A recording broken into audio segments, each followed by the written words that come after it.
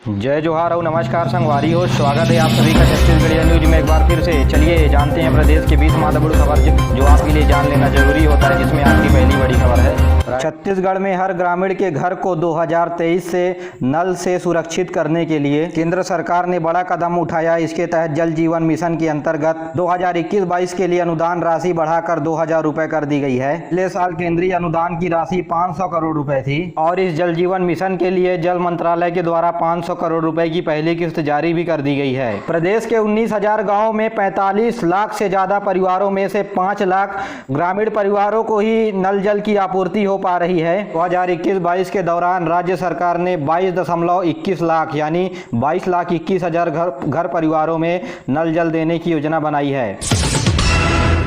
रायगढ़ के नगर निगम में कमिश्नर के पद में रहते हुए इनोवेटिव कार्य के लिए जाने वाले आशुतोष पांडे तबादले के बाद भी चर्चा में रहे। आशुतोष पांडे ने तबादले के बाद रायगढ़ से राजधानी रायपुर तक का भी सफर साइकिल से तय करने का फैसला लिया। अपने 3 दोस्तों के साथ साइकिल चलाकर रायपुर निकल पड़े। कमिश्नर ने बताया कि मैंने रायगढ़ में रहकर बहुत ही साइकिलिंग की है, जिसे याद करते हुए यहां से विदा लेना चाहता हूं। कमिश्नर आशुतोष ने अपने कार्यकाल में एक दिन नो फ्यूल डे का कॉन्सेप्ट रखा था। वे सप्ताह में एक दिन साइकिल चलाकर काम करते थे।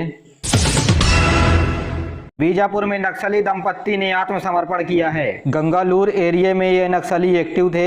एसपी पंकज शुक्ला के सामने इन्होंने अपने आप को सरेंडर किया। प्रोत्साहन राशि के रूप में 10-10 हजार रुपए भी दिया गया है। लोन वर्राटू अभियान के तहत अन्य नक्सलियों को भी सरकार की योजना और विकास से मुख्य धारा में जुड़ने के लिए आमंत्रित भी किया।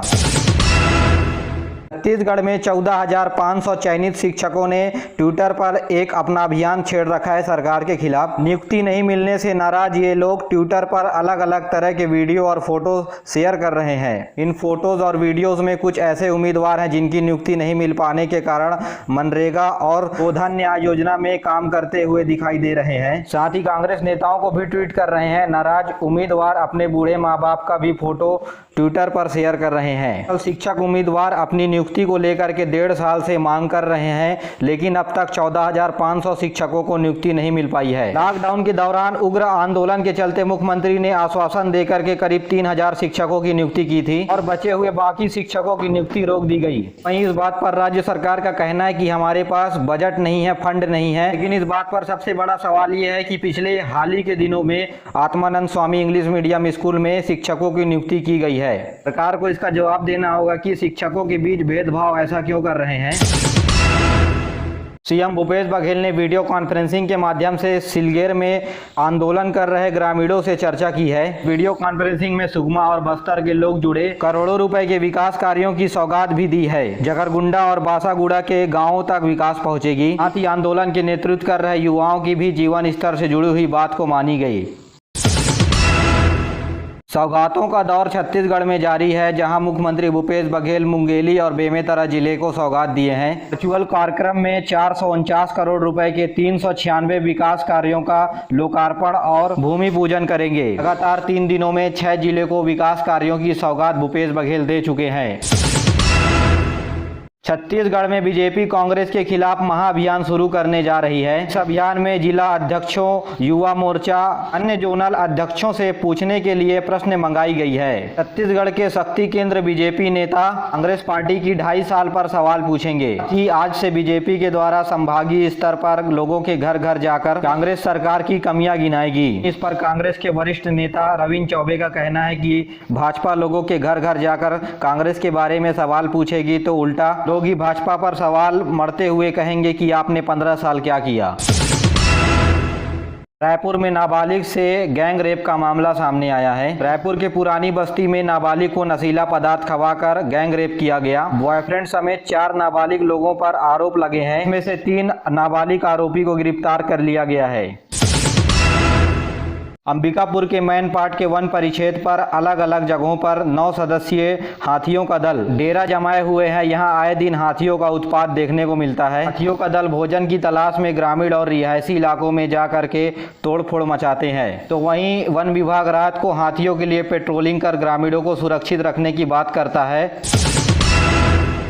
नक्सलियों पर कोरोना पहले से ही कहर बरपा रहा है, लेकिन अब नक्सलियों की फूड पॉइजनिंग का शिकार होने की खबर आ रही है। बस्तर पुलिस दावा करते हुए बता रही है कि कोरोना की चपेट में नक्सली तो आ गए हैं, साथ ही नक्सलियों की पहली बटालियन के कुछ लोग भी फूड पॉइजन के चपेट में आ गए हैं और नक्सलियों की मृत्यु भी हो रही है। पुलिस का दावा है कि जल्द ही ग्रामीणों की मदद से और सरेंडर किए गए नक्सलियों की सहायता से हम यह दावा कर रहे हैं और जल्द ही मरे हुए नक्सलियों की संख्या भी उपलब्ध करा देंगे, ऐसा ही कहना है बस्तर के पुलिस अधिकारियों का। रायपुर के बसना जनपद के सरईपाली में रोजगार गारंटी योजना में तालाब गहरीकरण में सरपंच, रोजगार सहायक और सचिव के द्वारा कूट रचना कर शासकीय राशि लाखों रुपए की गबन करने का आरोप लगाया गया है। इसकी शिकायत ग्रामीणों ने बसना जनपद सीईओ से की है। सरईपाली गांव के ग्रामीणों का कहना है कि मनरेगा में काम करने वाले मजदूरों का मेहनताना पूरा नहीं मिल रहा है। ग्रामीणों को 500 से 700 रुपए का भुगतान किया जा रहा है और ग्रामीणों का कहना है कि सरपंच, सचिव और रोजगार सहायक आपस में अपने परिजनों के नाम पर बिना मेहनत के राशि खाते में ट्रांसफर की जा रही है। तो वहीं जनपद सीईओ ने इसी मामले पर कार्यवाही करते हुए दोषियों के खिलाफ त्वरित कार्यवाही करने की बात कह रहे हैं। रायपुर में 18 से 44 वर्ग के आयु समूह के लोगों को दूसरी डोज लगने का कार्यक्रम शुरू हुआ। वैक्सीनेशन रजिस्ट्रेशन के बिना लोग वैक्सीन सेंटर पर पहुंचे। हाँ, उन्हें पता चला कि दूसरे डोज के लिए भी रजिस्ट्रेशन करवाना है। ही नहीं, जो लोग रजिस्ट्रेशन करवा कर पहुंचे उन्हें बहुत देर तक इंतजार करना पड़ा और 5 घंटे के लंबे इंतजार के बाद भी उन्हें दूसरा डोज नहीं लग पाया। नाम गलत है, जानकारी आप सही कर सकते हैं। कोविन पोर्टल को अपडेट कर कोविन पोर्टल में उपलब्ध इलेक्शन कॉर्नर में जाकर के आप अपना नाम सुधार सकते हैं। नहीं, आपको नाम सुधारने के लिए नाम वेरिफिकेशन सर्टिफिकेट देना पड़ेगा। आधार कार्ड, पैन कार्ड या ड्राइविंग लाइसेंस कुछ भी हो सकता है।